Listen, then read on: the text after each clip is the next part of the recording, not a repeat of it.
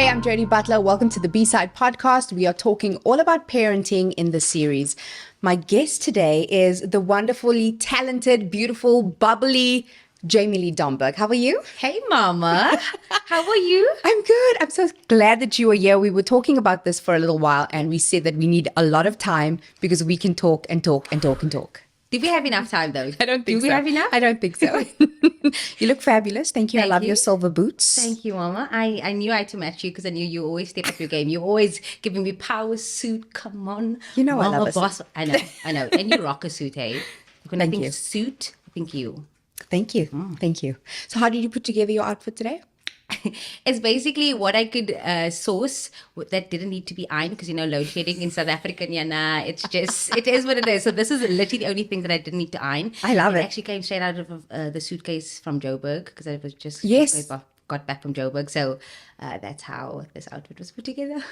So listen, you've got a lot of talents. You wear many different hats. You are a model. You are a radio presenter. You were a seasoned TV presenter as well. And you're also a mom, which is also what we want to touch on. But I was looking at an article about you. 2019, you entered Presenter Search, right? Which you won. And that is exactly why you are here. But I don't even think that it would be without that show, I'm sure that you would be on this platform in some way, shape or form. Do you think that? I do. Yeah. I do. I think for as young as I can remember, I always manifested everything in my life and I spoke a lot of things into existence. I think that part of the journey had to be there and align me to where I am today. But I definitely think that if it wasn't for the show, I think it gave me a great platform. Yeah. But I definitely think somehow, some way, I would have still ended up where I am today. So what's very cool is this article that I read from 2019.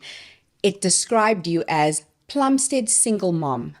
And then I was looking at a different article from like 2023, just like the other day. And now it says media mogul, model, presenter, social media maven. How have we turned this big corner in such a short amount of time? 4 years. Yeah. And here you are. Aren't you proud? That's crazy. But I even remember that article coming out because that was the first, write-up about me and about my story. And there was always trying to box me in yes, from retreat, single mom. Yes. All these boxes. And I think now reading articles that I do read now, like media mogul or doing all these things, it feels great to know that I'm not boxed anymore and that there's more to me than just where I come from or what I do or just that title of being a single mom because, we put a title on people and then we keep them in that box. So I'm glad that, it is changing and it is evolving and people seeing a different side to me than just that, the way I come from. And it's great. It's great to see that. That's awesome. So this podcast is all about parenting. Everyone has a different story. Everyone's family life looks different. Yours is obviously not very conventional, but it's your life, it's your story, and it's your home, right? Yeah. So let's just go back a little bit to you've got a 4-year-old son, Luca, who's gorgeous. Thank you. And he It's looks great to be your son-in-law one day. Jamie has been making plans to be my sister-in-law. Yeah, it's done. For many years. So your baby, you were on a cruise ship. You used to work on the cruise liners. I don't know if a lot of people know this though. Tell everyone what you did on the cruise line. I was part of the entertainment staff. So actually I was recruited as sports and recreation, which I did for 1 month. So I was the person that told you to hold on to your life vest or whatever if you went down the slide, and I had to belay people, and it was literally nothing that I would wanted to do. Yeah. Anyway, and then fast forward to a month being on board, they once asked me to host karaoke, and I was like, yeah, I can do that. I'll take the mic, whatever. And not knowing that the cruise director was walking past at that time that I was hosting, and he was like, oh, listen, what do you do? I'm like, oh, I'm sports and recreation. He's like, meet me on Wednesday, evening in the atrium. It's just like one of the big stages where they would host something. I just want you to assist me in a game show. And I was like, cool, super chilled. I was like, yeah, I'm going to do this. And then I go and he's like, cool. You're going to assist me. I'm there helping the cruise director, which is like the main person of the cruise ships. And then the next week he gives me the mic and he's like, ladies and gentlemen from South Africa, hosting tonight the game show Jamie Dom. And I was like, what? I don't know. So I had to run on stage. And basically that's how I started my entertainment career on cruise ships. I did that for 6 years. I was the hype person. I needed to make sure that so cool. From the morning you woke up, you are happy, smiley till the night. We used to have theme nights, party with the guests. It was like the best and wildest 6 years of my life. 6 years. 6 years. So in that 6 years, you meet your ex, Luca's dad. Yeah. Tell us what that meeting is like and tell us why you were attracted to him at first. It's the funniest story. So my friends and I, so a bunch of South Africans went on this marine, like it wasn't a cruise, it was, I don't know what they called it at that time, but it was a sunset rum cruise, whatever we went on. And one of my good friends, Johannes Ladebe, is one of the UK's biggest dancers right now. Yes, Johannes. Was speaking about like, Jamie, you just need to put yourself out there, you need to go on dates, like just find your flavor here on the ships, right? And so we come back from this cruise or whatever, and I'm Lydia, I'm like living my best life. And so Luca's dad comes up to me and he's just speaking to me, and before that we would hang out in a friendship circle, and there was times where we wasn't coming to crew bar afterwards that I was like, oh, I miss him, like where is he, like why is he not hanging out with us? And I'd message him and be like, oh, you're not coming down to crew bar? And he's like, oh, I'm working, I have an early shift or whatever. Yeah. And I'm like, oh, okay, cool. And then I would literally feel sad. So I knew there was some sort of attraction because he was just such an easy person to talk to, and he was just cool. He is the nicest human being you'll ever meet, right?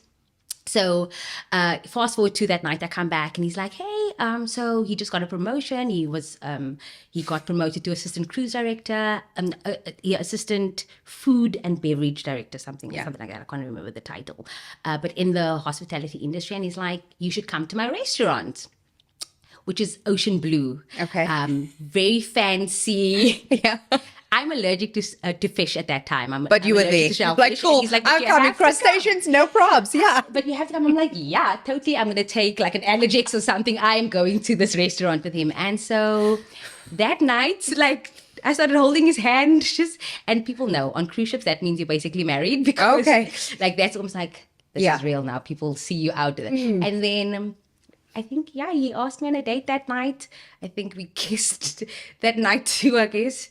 And then whose cabin did you go back to, Jamie? No, I went back to my own cabin because I went back to my own cabin. But that was, I guess the rest is history. And we dated for two years. Yeah. And once he surprised me, he was like, hey, I'm coming to South Africa. I'm coming to meet your family. And he came to meet my fam.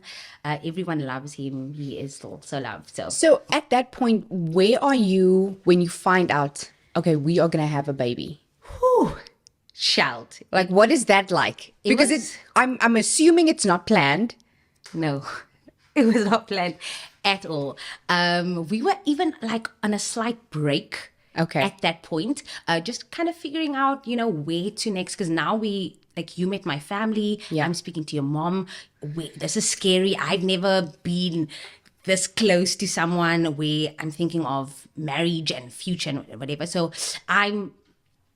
we both got super, I think I got overwhelmed at one point, and we just said, let's take a bit of a break. And then we had like a 2-day, 24-hour break, and we came back to each other. And that is when Luca was conceived.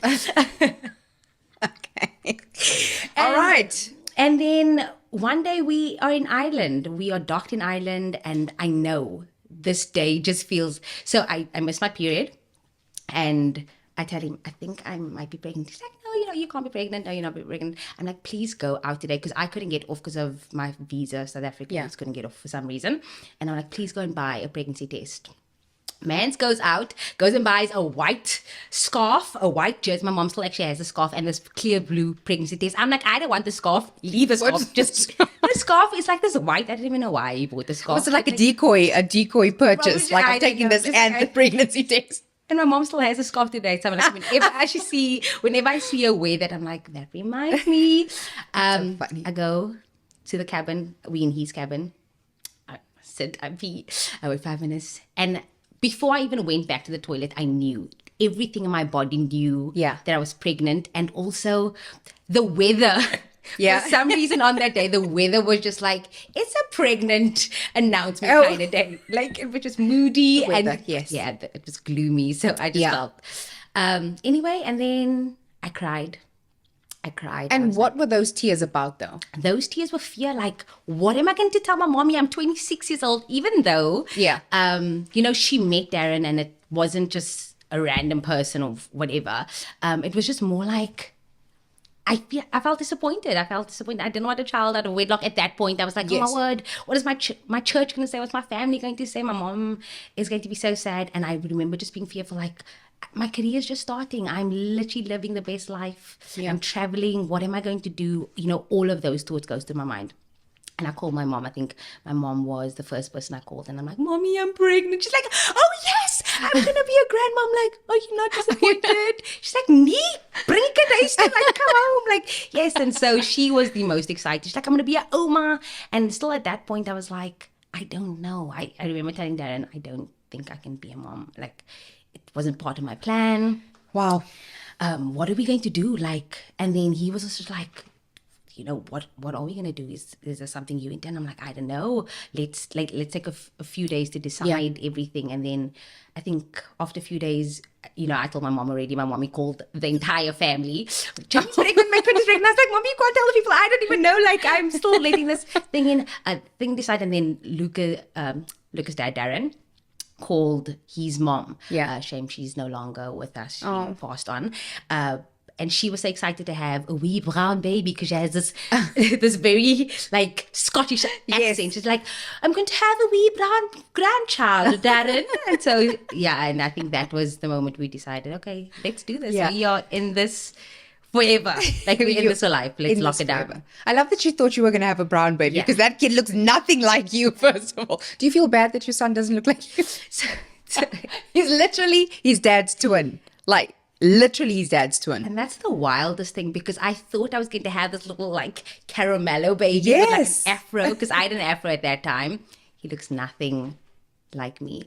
But I guess, they always say that the child needs to come out looking like the dad so the dad knows that it's his. Yeah. And that's exactly it. So there's no question. There's no question. I remember when I gave birth and my mom was with me in the delivery room, and because Luca's dad unfortunately missed it because of he was here and Luca was just delayed by and he had to leave. 3 weeks, and he had to leave. He had to go back onto ships because it was over the Christmas period time. And so my mom went with me into the delivery room, and it was the funniest thing because the first thing she said, she's like, I like net to say pa. As they brought him out, I was like, thanks. Yeah. And when they brought him, I was like, wow, you are your daddy's image. He actually looks like his dad's twin brother that also passed on. Yes. Same. Everything about him, like, it's insane. I look back at pictures of them and I'm just like, you guys are carbon copies. Well, there's something nice about that, though, that he's kind of, his uncle is still kind of in him. Yeah. And, there's a piece of him that's still walking around. So that's nice. Yeah, that's beautiful. So you and your mom are very, very close. And she's kind of like the third parent to Luca. And she is the day mother. She does kind of everything for you. So let's just go back to you and Darren are no longer together because obviously distance, and he's still working on the cruise ships. Yes, he is. Still working on the cruise ships. I know that he was here visiting you and visiting Luca not too long ago. What is that like because now you are not only, you have this kid with this person that you loved, you're no longer together, you're still friends, but you basically have all the responsibility to do the day-to-day stuff when it comes to Luca and what he needs. Do you feel any resentment, or do you feel overwhelmed by that? I think in the beginning it was hard. It was very difficult to understand the different roles that everyone plays. I'm the mom, Oma. In the beginning of my career, I was going to be the stay-at-home mom. So I think that was always the ideal. He was going to continue working on cruise ships. I would be the stay-at-home, mom, looking after Luca, traveling to cruise ships, because I knew he was going to be a hotel director, which he is now. Yes. And Oma was still working at that point. But again, how things change. The moment I started my career, my mom got retrenched, and I kind of had to swap roles and had to go into breadwinner breadwinner. I yeah. had to do everything. Luca's dad, literally the day before I started Presenter Search, also got fired on the cruise ships. So what did you do? No, I'm I joking. didn't alcohol. You're not allowed to have a beer on certain cruise lines. So yeah, he had 2 beers and it was over the limit, which is zero tolerance for his position, and they Let him go. let him go. But yeah, so I didn't tell anyone this. Yeah, so the Sunday evening he called me to say, Jamie, they just let me go. The Monday was my audition for Presenter Search on 3. So it was kind of like, you have to give this everything you have. You have no backup plan. Bruh, this is where you go into full on. And I think that motivated me. So ideally, I would have wanted to be the stay-at-home mom. And at that point, I thought that's what I was going to be.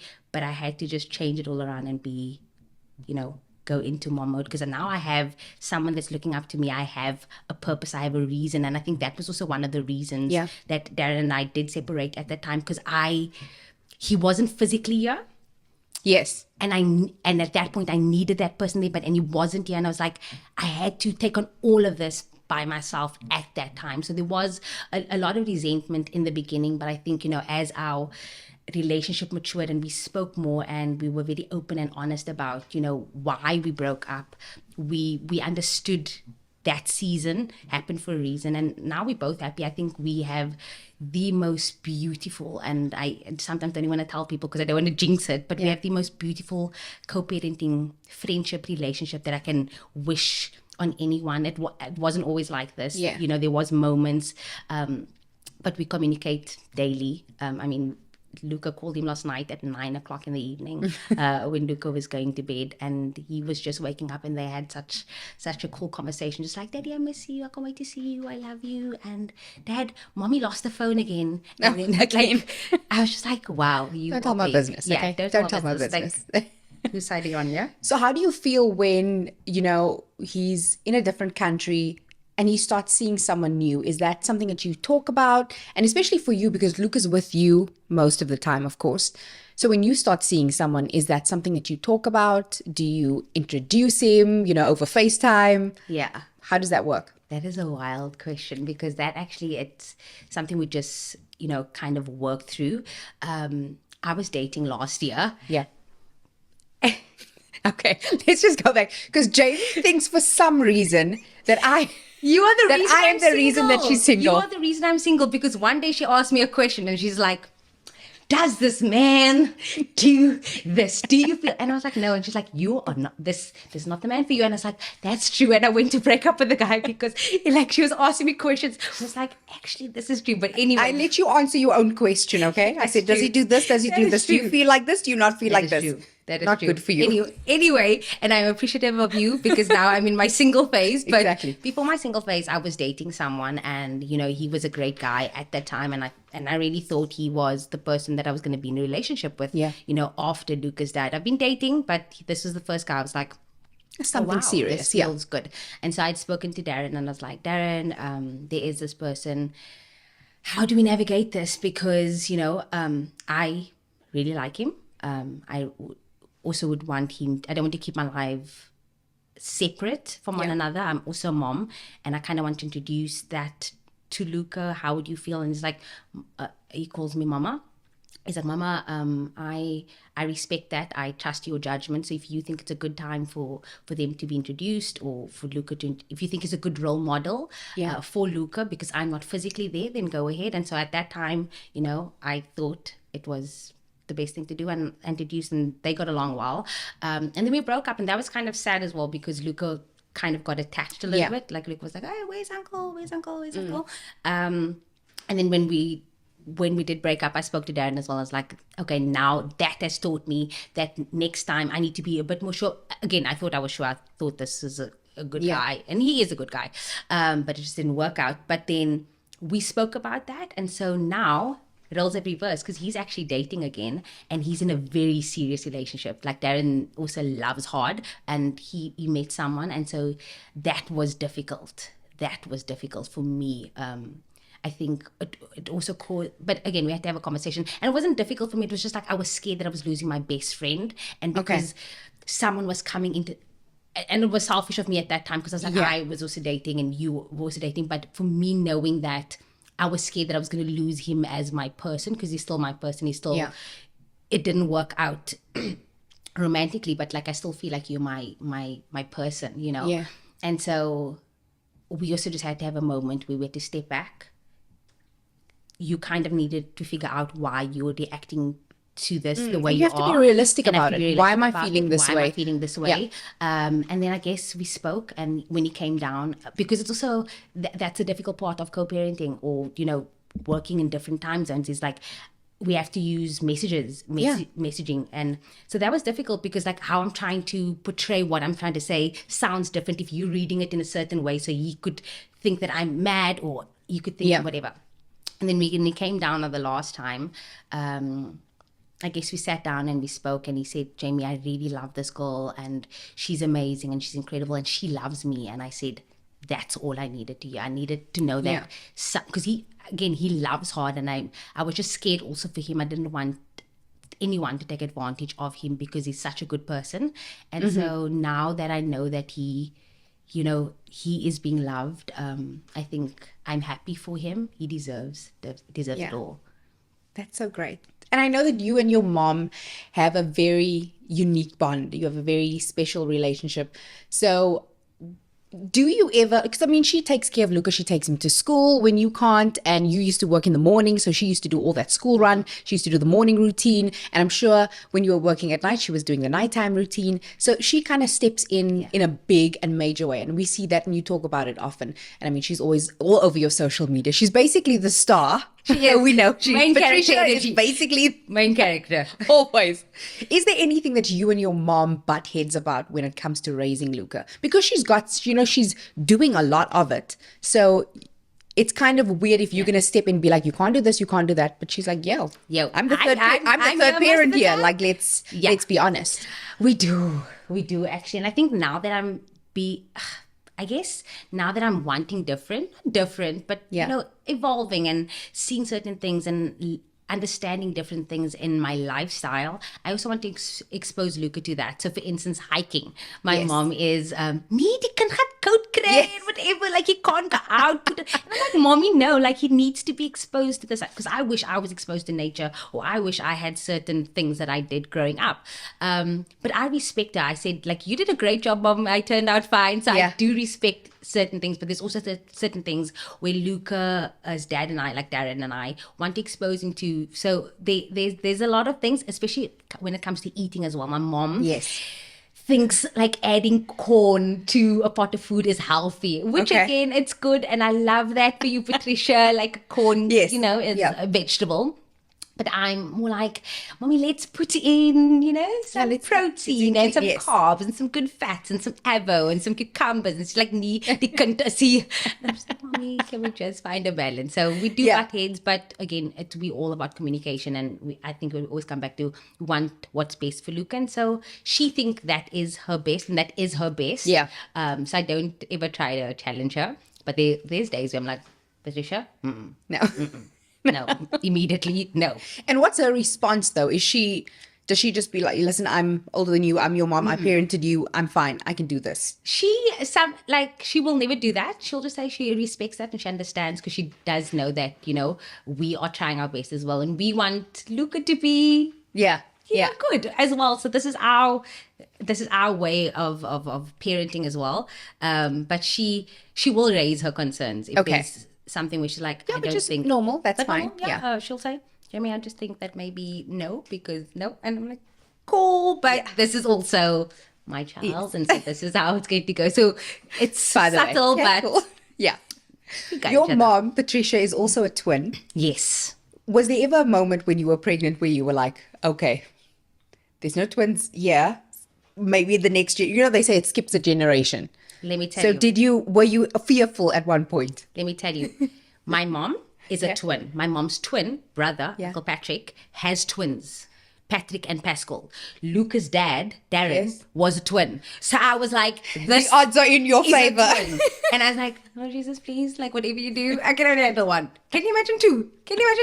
Two wow. Lucas. I would have been, no, I would have been in a men's house. There is no way. But I'm glad and thank you for the beautiful one. But Look, your ex Darren is also, Luca's dad is from Scotland.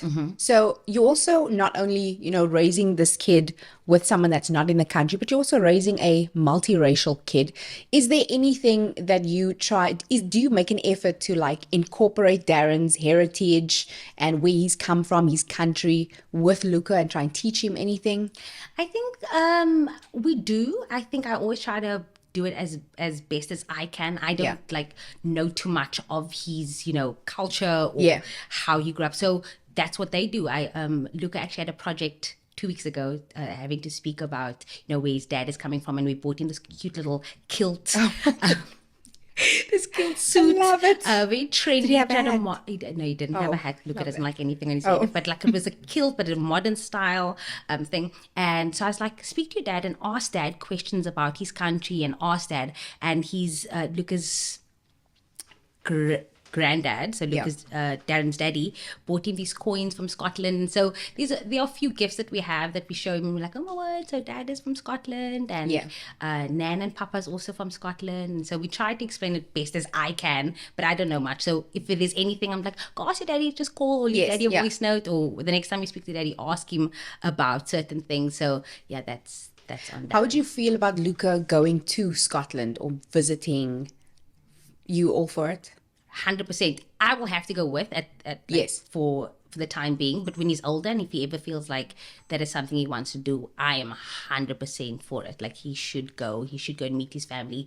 I mean, he has, I think, 9 or 10 cousins from Darren's sister alone. Yeah.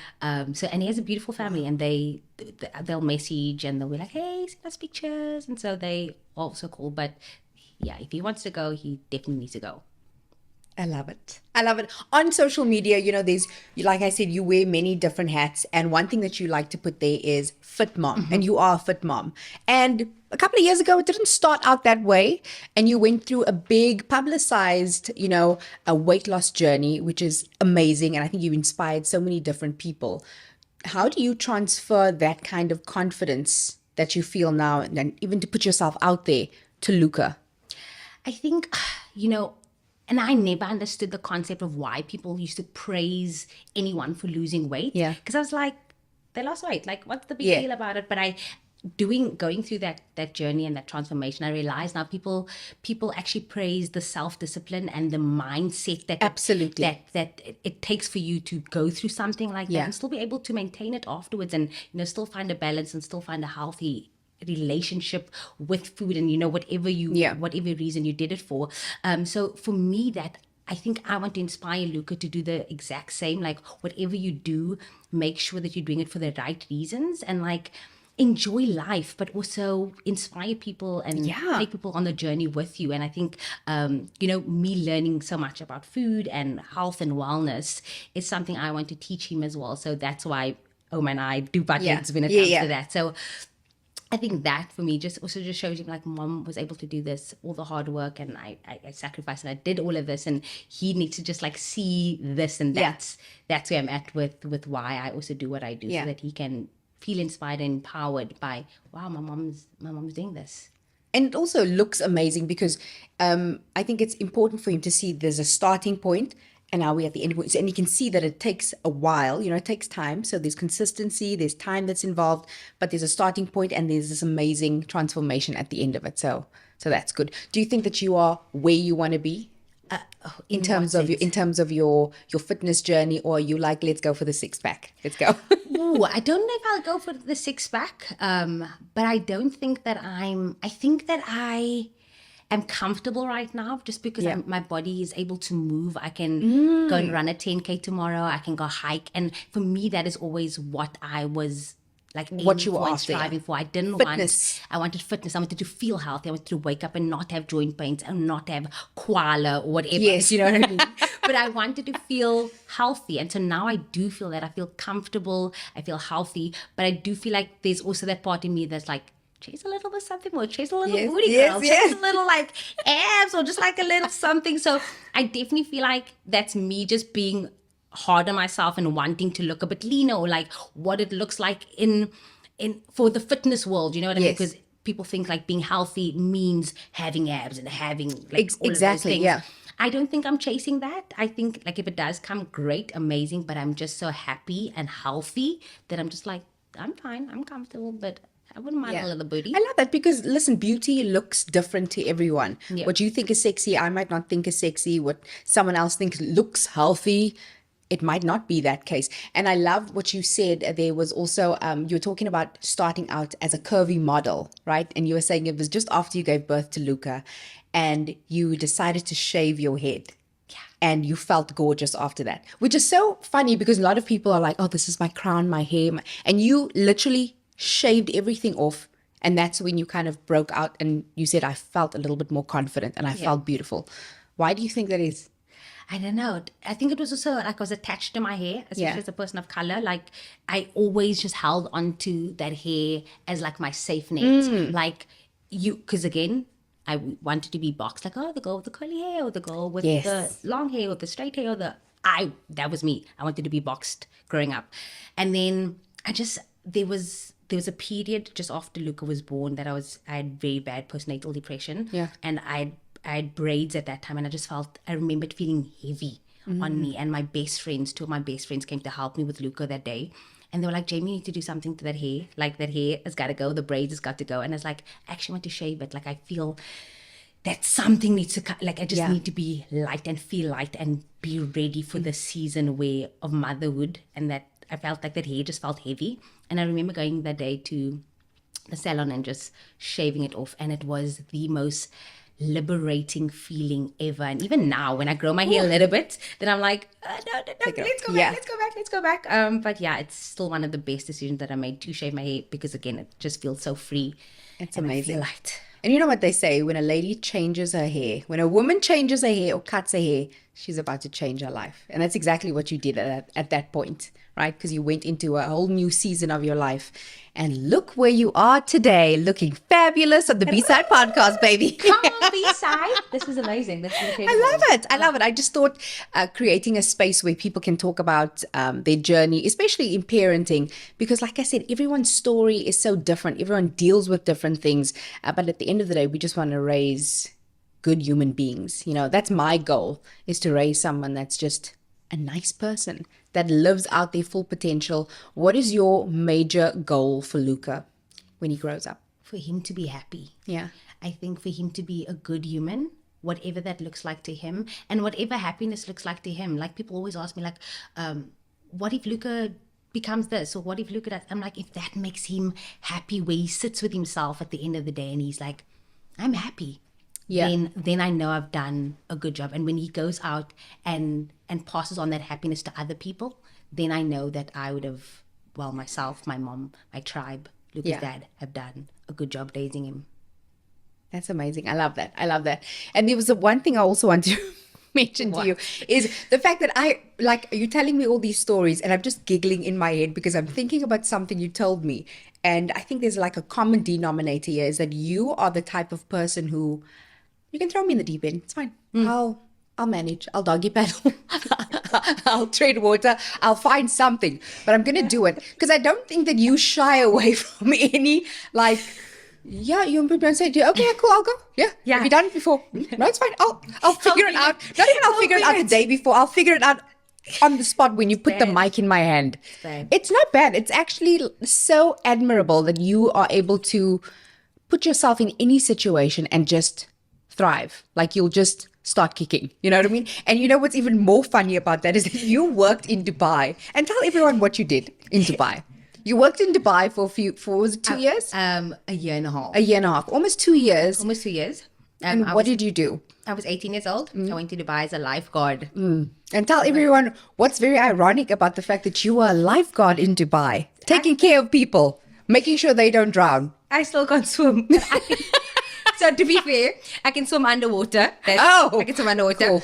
I can swim on top of water and I can save myself. But if I had to save someone, so there was two types of lifeguards in Dubai. There were the beach lifeguards and they were those Baywatch, Raul de Mornay Speedos.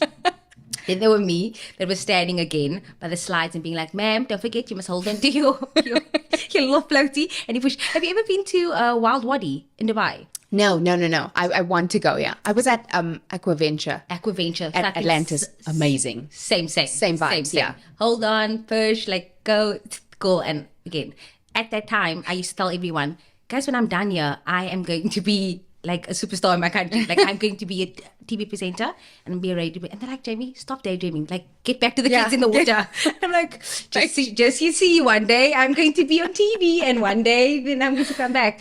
And they laugh at me and like, Jamie, you were crazy. You used to tell us everything that you were going to do and you're literally living out that dream right now. So I mean, manifestation. And I know that you are a big believer in manifesting and speaking it out into the universe, writing it down, putting it somewhere where you can see and you look at that goals all the time. What's on your vision board right now? I just drove past it and I drive past it every single day, right? So it's this billboard Yeah. on Adderley Street, you know, where the lights are, you know, the switching on Yes, of the lights. yeah. So there's that Woolies billboard right there. I know it. Yeah. For some reason, since I've been young, and I used to go with my mom to Tweede and see the clubs, I just always see that billboard. And I think since last year, I've been taking videos and just saying, one day. I don't know what it is about that billboard because Yeah. I just somehow envision seeing myself on that billboard. So that's one of them. This has also been something that I've always wanted to do, a podcast, a Yes. lifestyle podcast with someone. So this is, you don't even know this, but you've been such a great part of my journey. I remember once I messaged you on a Saturday on B-Side and it's like, Jo-Dee, you are incredible. You are making me want to get into radio as well. Yeah. And I would message you all the time. I was like, I want to get into radio. Like, girl, just trust your season. That's what you told me. You said, trust your season. It's going to happen. It took a while for you to get into the space. And eventually when you did, you flipping rocked it. And yeah, there are so many things that I still want to do. I feel like I haven't even touched the surface of things. The wellness space, I definitely am still passionate about, you know, what I've learned in the past 3 years with my transformation is something that I still want to share with so many women and inspire women, you know, not to do it the fast fad diet way and just really take it in and enjoy it and enjoy the journey and still enjoy life. And especially if you're mom, because you're busy, there isn't time for you to meal prep and there isn't time for you to always stay focused, but having those key few elements and habits and changing certain things in your life to accommodate, you know, a healthier lifestyle for you to be a better version of yourself for you, but also for your child. That is what I'm so passionate about. So one day that will also manifest, but yeah, I'm just so grateful to be where I am. That's awesome. I love that so much. Honestly, I'm so inspired by you because I just feel like you do everything with such honesty and you do it in front of people and you don't care about the, you know, things sometimes look great, sometimes things don't look that great. Yeah. And you talk a lot about like the struggles that you've gone through, what you've done to get to this point. I mean, you were talking about some major milestones that happened for you last year. You started a new career in radio. You also bought a home. But, you know, after doing all those things and putting it on social media and talking about how proud you are of yourself, you also talk about the fact that, you know, a lot of banks declined you. The fact that your mom, and I didn't even know this, your mom sold your childhood house so that you could go and further your studies. Yeah. And now you've bought her a home. Wild. And it's just like, you know, I was talking to Chad Simon the other day and we were talking about parenting your parents. And at some point that shift does happen. And, you know, it kind of happened in a small step now where you are buying your mom a home. How do you feel about the future and taking care of her the way that she's taking care of you?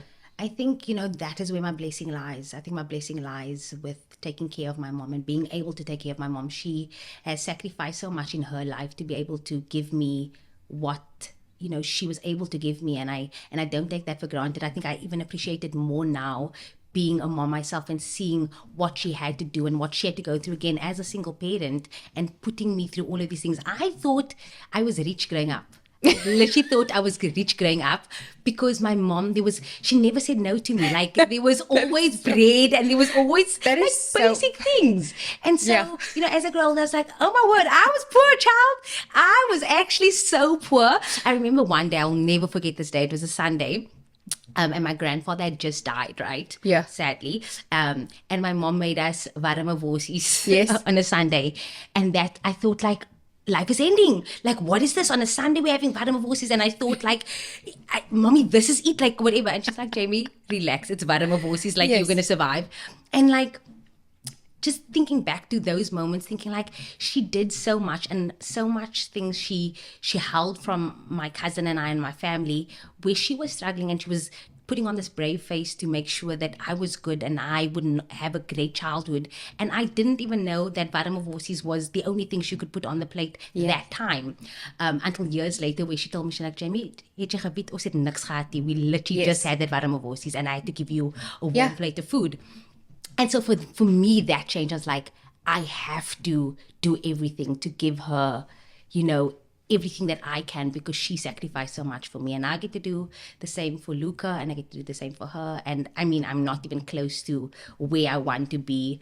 But I know that she is appreciative of it as well. And she, every morning, like even before I came here, she's like, what's on the agenda today? Wat doen jy weer vandag? Like, she's always so interested. So interested and so happy for you, genuinely like behind you and pushing you. And you can just see that. I mean, I've met your mom a couple of times, and she's just always so, you know, in awe of you and supportive of you and proud of you. So just in case you didn't know that, I think that anyone that sees her can definitely see that pride in her eyes for you. So thank you so much for coming on the show today. I'm so excited. Thank you very, very much. One last thing I wanted to say was, you said in an article once that you often check in with Jamie Lee Domburg. You look in the mirror and you say, how are you doing, Jamie Lee Domburg? So did you ask yourself that today? Today was busy. It was today was a busy, it was a wild day. So ask yourself and answer. Today, Jamie is booked and busy, and she's blessed, but she's always grateful, and she's always just so appreciative of the journey, and she knows that she still has to be so much more hungry in this space, because she gets to meet incredible people like you and still gets to share her story, and that is ultimately her purpose, and she should never forget her purpose. I love that. So check in with you today, and thank you, Jamie Lee. Thank you, Ms. Butler. Yay!